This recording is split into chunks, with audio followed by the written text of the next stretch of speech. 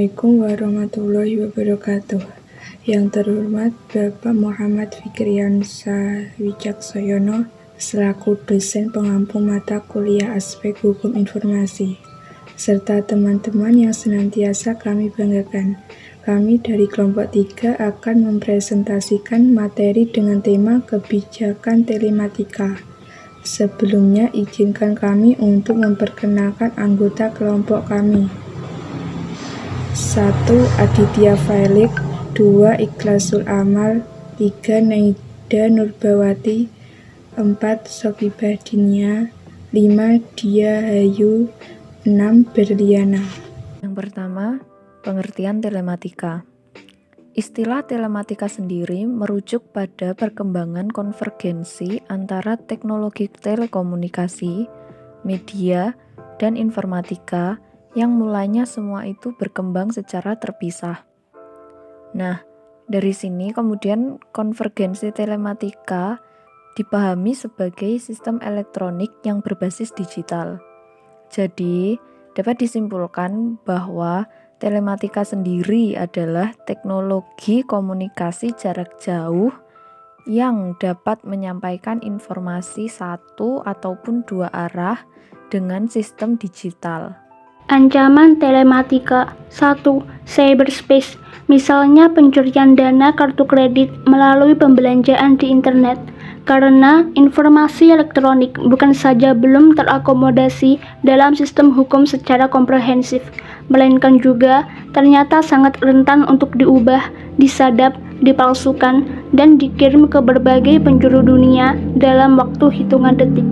2. Persaingan global berbasis informasi. Contohnya, informasi-informasi yang datang dari luar negara Indonesia yang mungkin kurang cocok terhadap kultur dan budaya kita dapat melemahkan wawasan kebangsaan masyarakat yang hanya ingin mengikuti tren tanpa berpikir apakah tren dan informasi yang didapat cocok dengan kondisi di negara kita.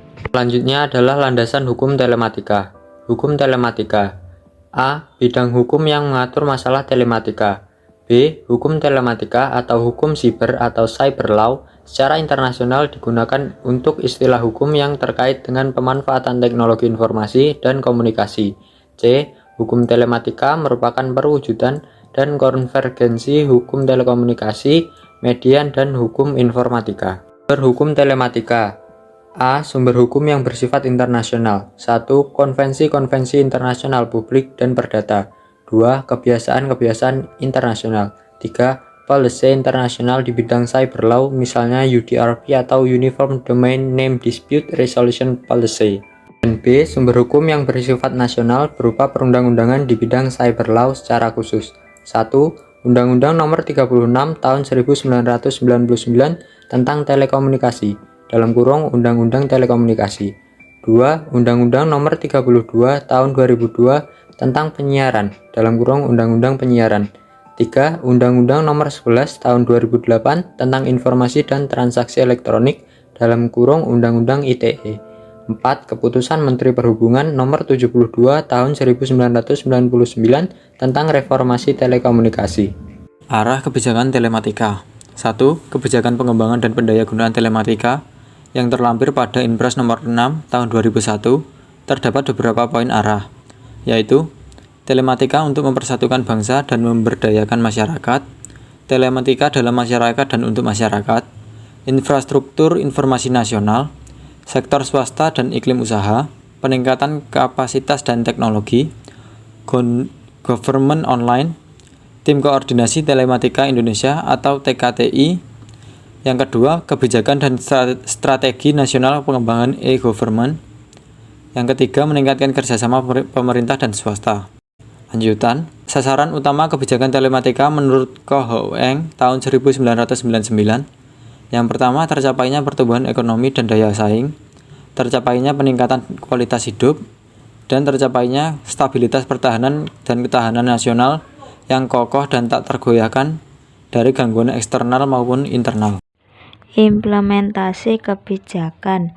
Tahun 1997, Indonesia menciptakan Nusantara 41 sebagai kebijakan Super Highways Telematika Indonesia. dan diperbarui dengan Instruksi Presiden Nomor 6 Tahun 2001. Yang kedua, peningkatan peran atau keterlibatan badan usaha termasuk UKM, usaha kecil dan menengah, dan koperasi dalam penyelenggaraan komunikasi dan informatika, seperti merangkul pihak swasta, tahun 2005, Telkom dan Indosat lepas. Yang ketiga, penerapan e-government di setiap lembaga pemerintah untuk mewujudkan penyelenggaraan sistem pemerintahan yang baik.